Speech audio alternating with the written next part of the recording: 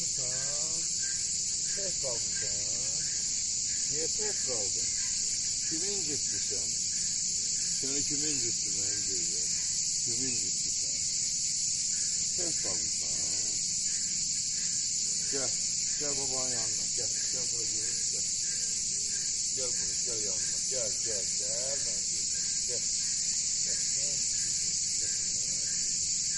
Gel, ne görsen sen? Görsen.